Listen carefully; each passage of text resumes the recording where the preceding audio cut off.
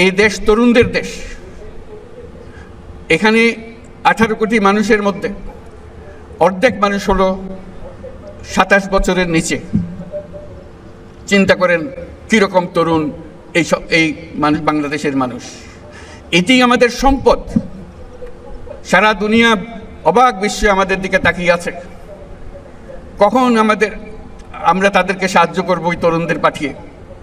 কারণ সারা দুনিয়াতে তরুণদের অভাব, কোনো দেশে তো তরুণ নাই বলতে গেলে। কাজে তারা আমাদের দিকে তাকিয়ে আছে।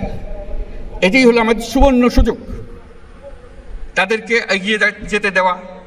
তাদেরকে শুধু বাংলাদেশকে পরিবর্তন করে না, পৃথিবীকে পরিবর্তন করার সুযোগ তাদের কাছে এসছে। আমাদের কাছে দরখাস্ত আসছে, আমাদের কাছে এতজন পাঠান, আমাদের কাছে এতজন পাঠান, আমাদের কাছে যত পারেন পাঠান। এটা তো 2025 সালের কথা। 2026 সালে কি বলবে? 2027 সালে কি বলবে? হাত জোর করে করে আসবে। কারণ আমাদের তরুণটা ছাড়া পৃথিবীতে এত তরুণ দিতে পারে, এত তাজা শক্তি দিতে পারে, এত সৃজনশীল মানুষ দিতে পারে, এত বিশ্বস্ত মানুষ দিতে পারে, দেশ খুঁজে পাওয়া যাবে না।